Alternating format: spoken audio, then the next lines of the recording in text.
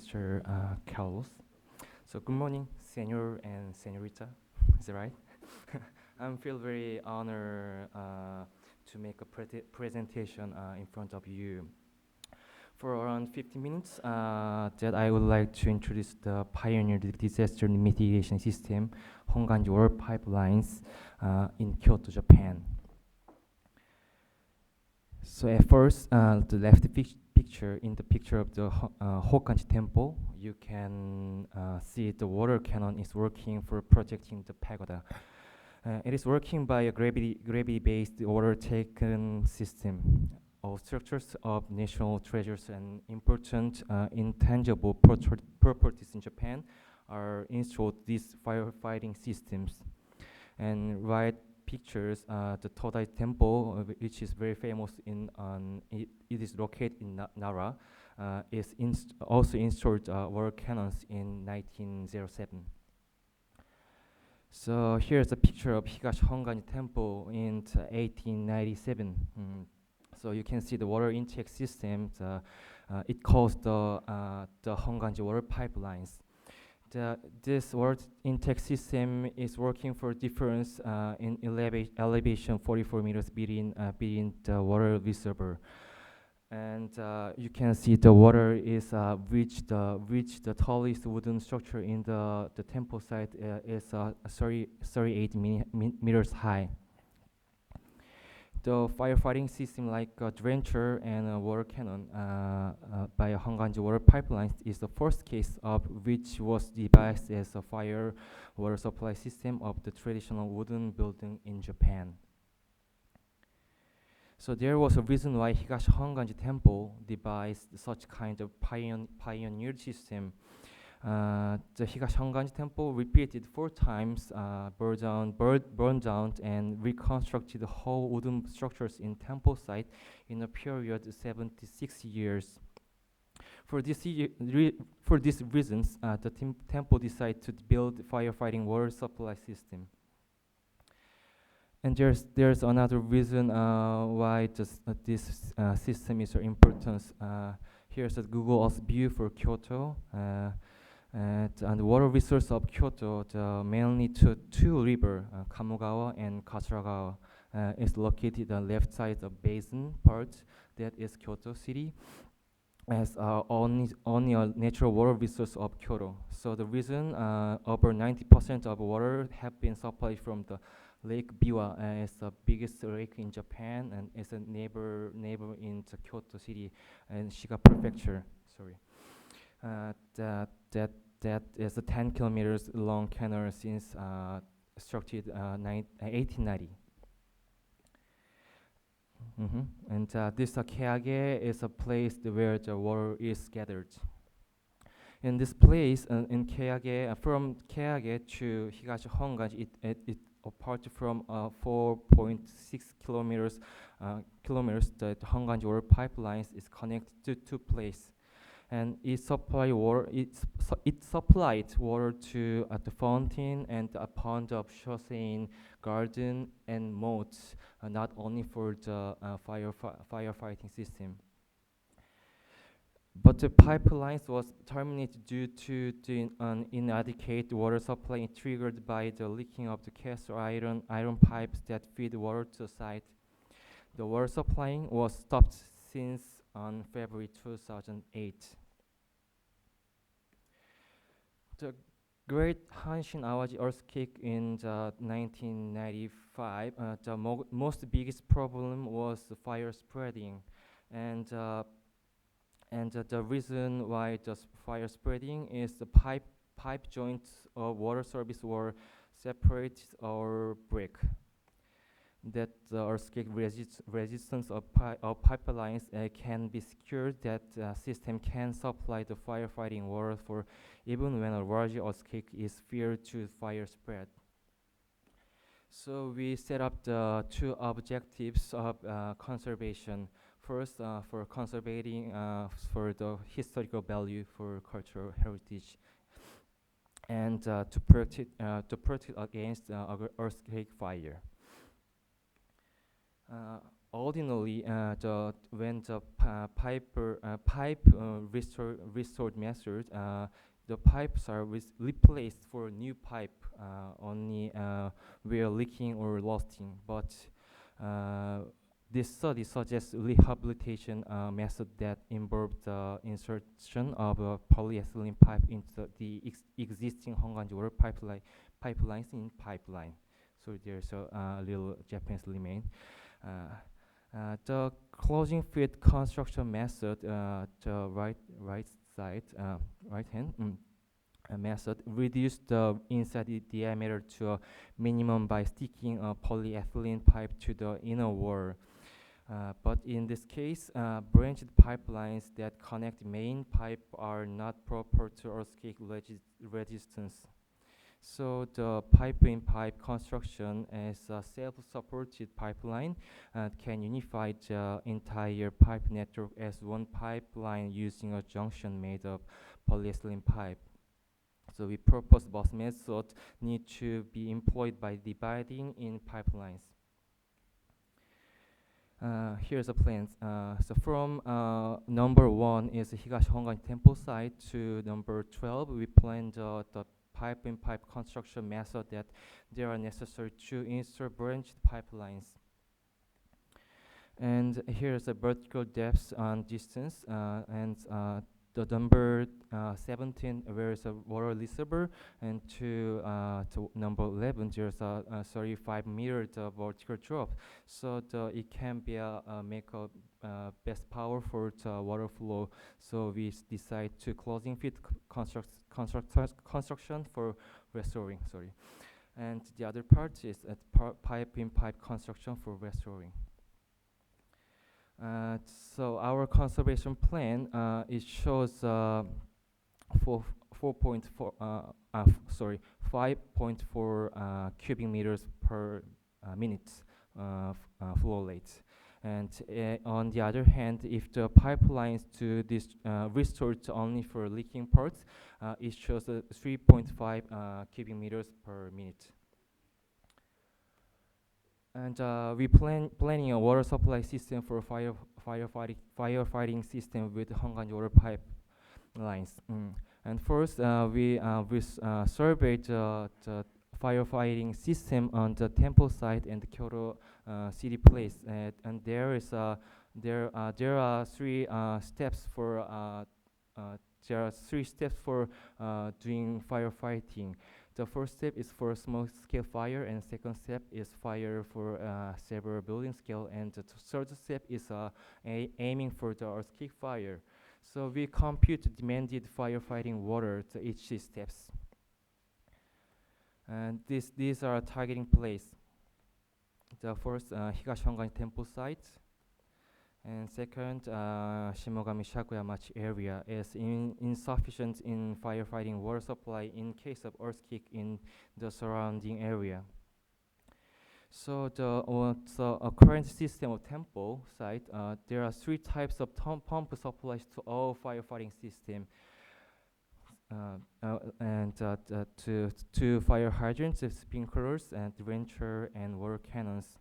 But the only one water system supporting this pump is this is limited amounted, and we are worried about the pipelines is constructed before the 1995, so we worried about worst case resistance. So our plan is Honganji to supporting the water to fire hydrants, sprinklers, and drenchers from Honganji water pipelines. And the around built-up area, the current system is there are 35 hydrants, and one cistern is exists, but we are worried about earthquake resistance and limited amount. So we planned new firefighting system based on Honganji water pipelines. So first, we planned easy hydrants, which is aiming for citizens using for first stage of the firefighting. and also planning usual hydrants aiming for firefighters using. Here's the conclusion. So current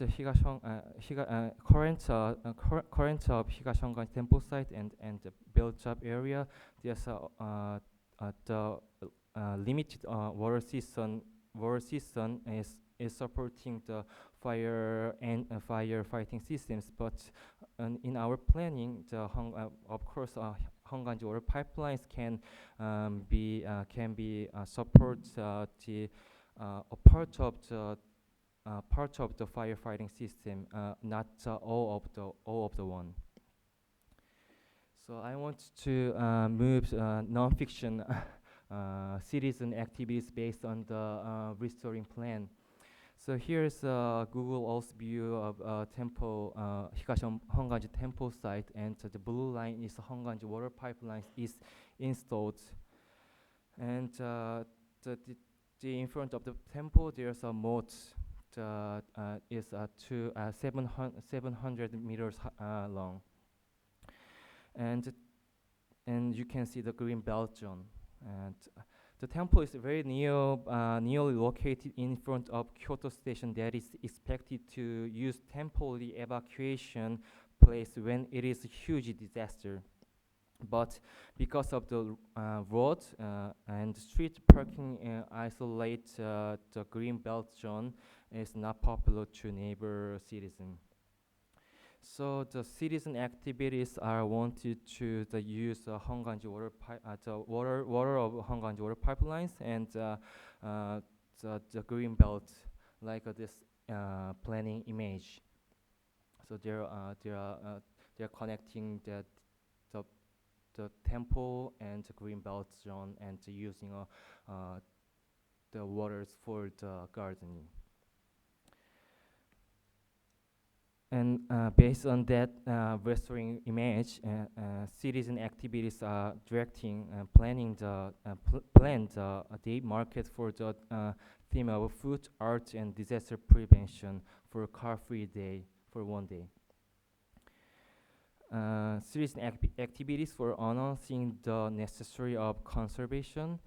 So we serve actually there's a Professor Okubo, and I also participate in citizen activities. So we're serving a change of environment and cleaning a moat. And we explained and persuading to the representative of Kyoto, like mayor of Kyoto City and Kyoto Prefecture governor, for the necessary of conservation.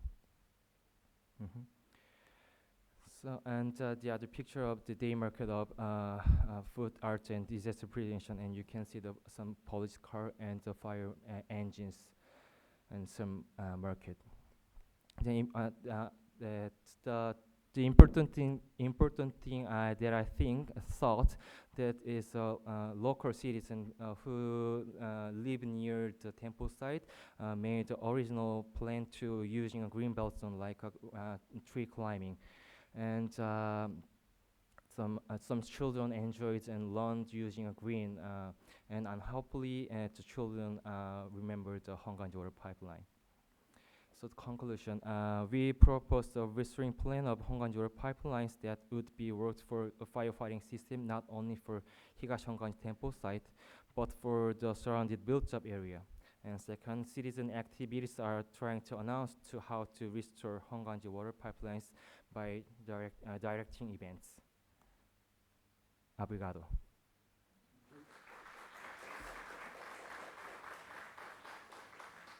Thank you very much. We'll proceed. It's a very quiet environment, rather the other before we heard about. Now we are going to see the presentation of Francisco Sousa Rios. Francisco Sousa Rios works with Domingos Vasconcelos. They both are architects with degrees from the Faculty of Architecture of the Porto University. They have been working together for the Cultural Heritage Division of Porto City Council, developing strategies for conservation of Porto City's heritage.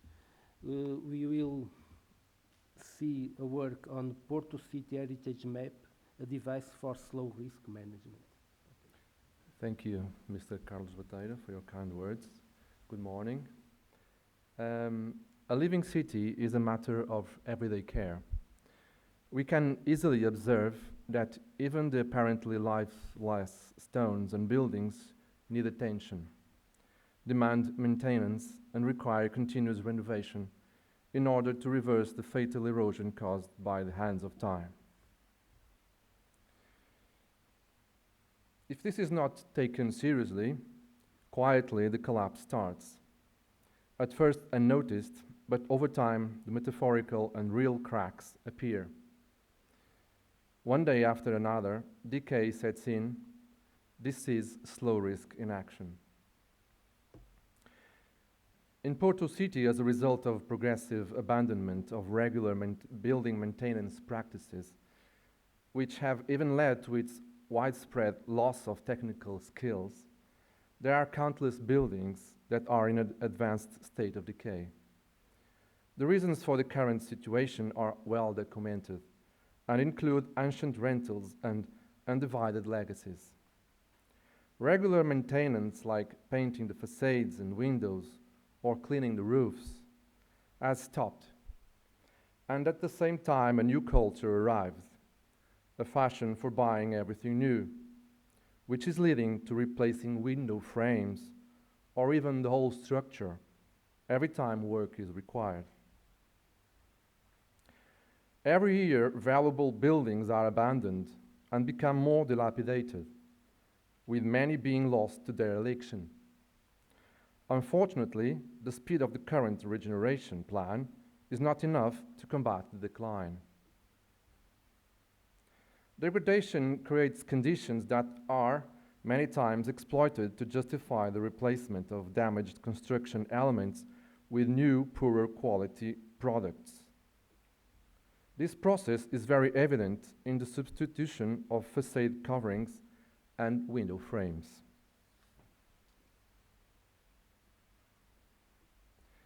Actually, slow risk represents, for the moment, the highest threat for Porto City's heritage, as no big fire has ever occurred, and the city is experimenting a full second century of peace.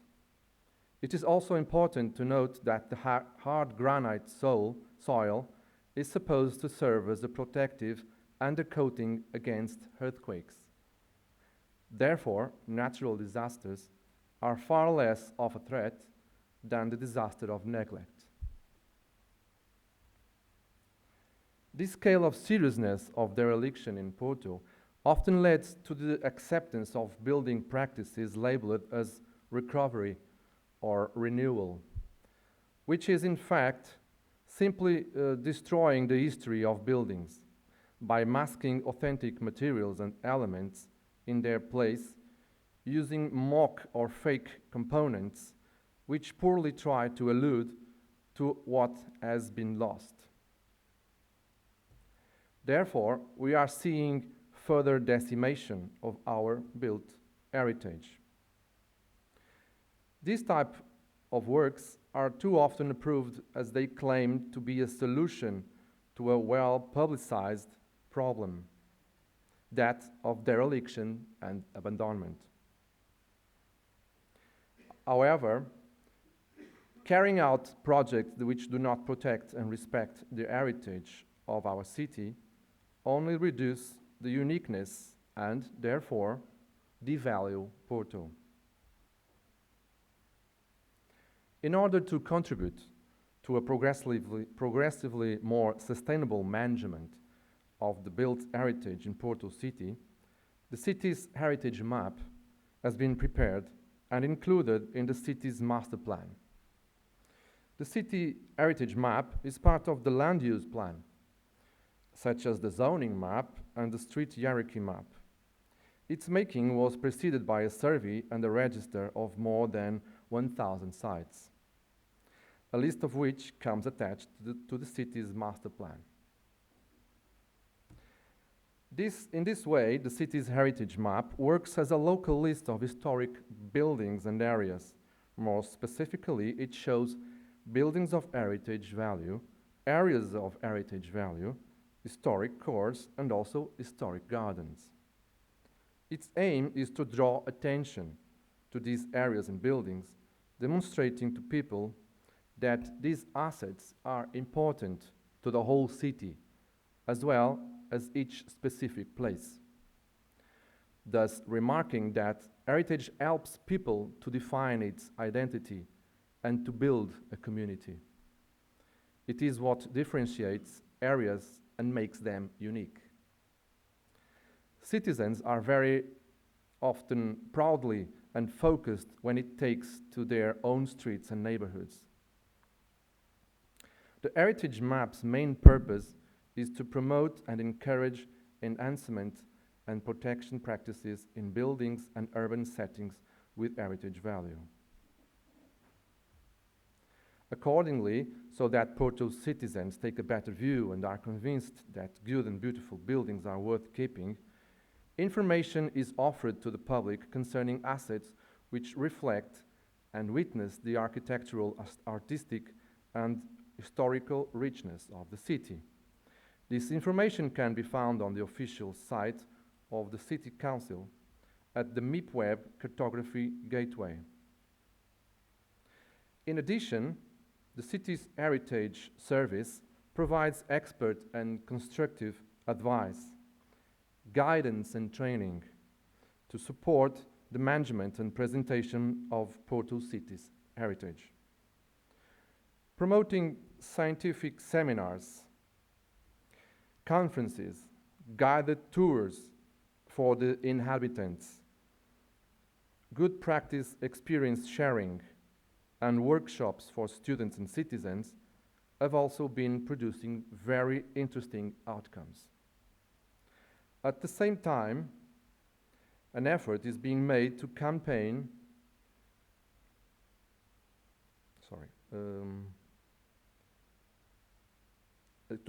for the importance of keeping traditional buildings materials such as tiles, window frames, and other construction components. For that reason, in the late 80s, the Old Building Materials Bank was created, which main purpose is to avoid the loss of this important part of the city's face by collecting and donating materials to house owners.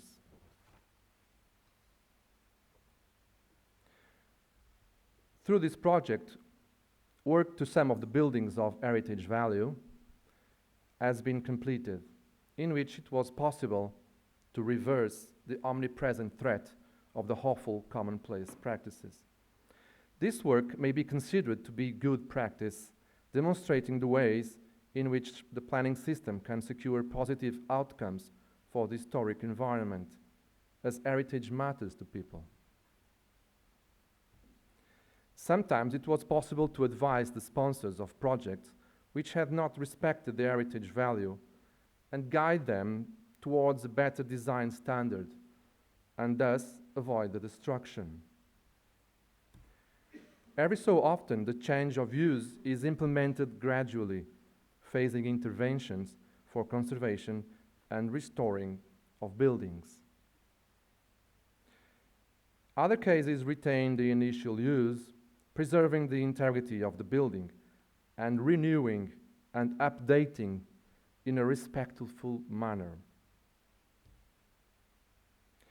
This issue highlights just a few of the ways we work with many different partners and the amazing results that can be achieved when we work together. These are challenging times, but it can also be changing ones. If there is no money, less overstated works will go on, and a new and more sustainable attitude towards historic buildings can flourish.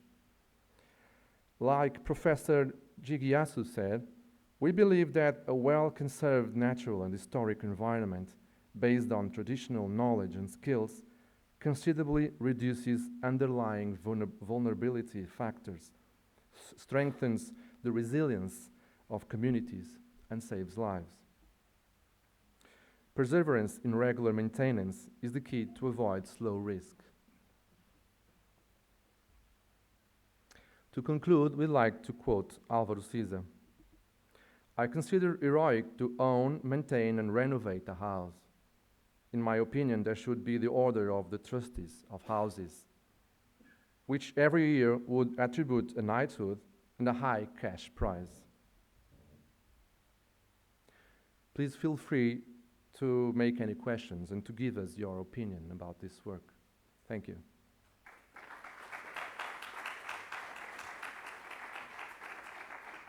Thank you very much. We'll have some time for questions, but first we'll listen Bárbara Campos Maia. Bárbara Campos Maia is a researcher at CITAR, Catholic University, and at Hercules University of Évora. With a research grant from the Foundation for Science and Technology, she's currently doing research for her PhD thesis, Vasco Fernandes, From Myth to Materiality, Technical and Conservative Studies of Paintings, Pictorial Layers. She has a degree in Arts, Conservation and Restoration from the School of Arts of Portuguese Catholic University. She coordinates the team of conservation and restoration of the Associação Terras Quentes, Association for the Protection and Safeguard of Property of Macedo Cavaleiros. Since 2010, her main research interests are in the analysis of pictorial layers related to the 16th century painter Grão Vasco. The present presentation has the title 16th century painter Grão Vasco in Évora, New Insight on the Materiality of the Painting Supper of Christ. This work belongs to her, of course, but also with Ana Calvo, José Carlos Frade, José Mirão, Catarina Miguel, Sónia Costa, Nuno Carriço, Samuel Neves, Bento Caldeira, José Borges e António Candeias. Of course, it's a teamwork.